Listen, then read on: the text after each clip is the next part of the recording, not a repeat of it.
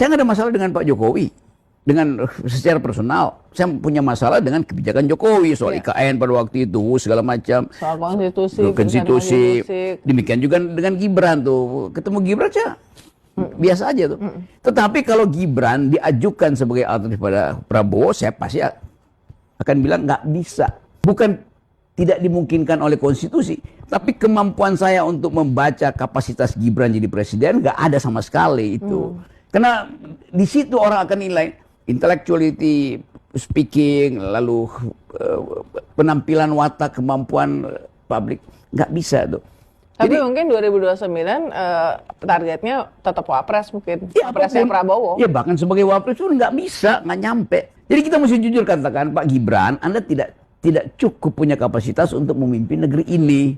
Bahkan itu lebih sebagai jujur. wapres. Bahkan sebagai wapres. Itu jujur saya ucapin aja kan. Tapi sebagai hak oke, tapi saya mesti katakan iya. Lingkungan dia itu pura-pura. Anda bisa tuh. Satu waktu Gibran akan dijebloskan kembali di dalam kekosongan ide itu oleh mereka yang sekedar jadi penggembira, mondar-mandir se-Indonesia tuh. Kan saya bisa baca itu tuh. Nah, mulai sekarang orang kalau begitu dia main duit dong. BEM-nya akan dibeli semua, OKP akan dibeli semua. Itu akhirnya begitu kan? Ya. Yang mungkin itu bukan yang ngaku, yang nggak ngaku mungkin lebih banyak. Yang nggak ngaku.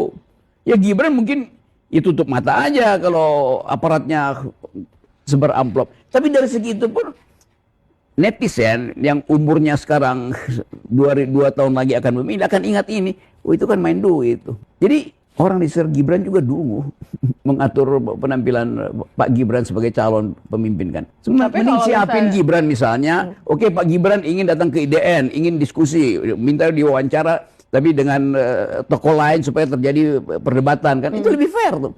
Daripada belusukan kemana-mana, datang ke daerah-daerah miskin. Tapi udah ke 30 provinsi ternyata diam-diam, tentu di kolom komen dari POV Time tuh banyak 30, udah pergi ke 30 provinsi itu terus hasilnya apa gitu, itu kan juga ditanya. Ya, termasuk urusan Papua, dia kan dapat tugas dari presiden termasuk urusan Papua. Orang seperti Gibran yang ingin masuk dalam politik, dia mesti datang ke forum-forum intelektual, forum-forum jurnalis, minta diuji habis-habisan, itu lebih jujur. Tapi punakawan dia ini yang beredar sekitar Gibran pasti akan kendalikan, jangan Pak Mas Gibran, jangan itu bahaya. Loh Gibran mesti dimasukkan di dalam kawat candra di muka supaya dia belajar itu. Kan kasihan tuh Pak Gibran itu kan. Jadi saya ucapkan ini sebagai orang yang menganggap bahwa Gibran sedang dipermainkan oleh mereka yang sekedar ingin menghisap sisa-sisa kekayaan Gibran. Atau yang bahkan masih banyak sebetulnya. Akhirnya yang kena, ya mahasiswa kena. Ya. Lalu merusak seluruh pikiran mahasiswa kan. Karena dianggap nanti semua yang bertemu Gibran punya potensi untuk terpapar dengan politik uang. Ya mahasiswa, BEM, OKP apalagi itu kan. Datang bawa proposal semua, pulang bawa amplop. Pemret, Pemret. Sorry ya Mas Gibran nih, saya terangin ini tapi itu benar dalam kejujuran untuk menghasilkan pemimpin yang bermutu.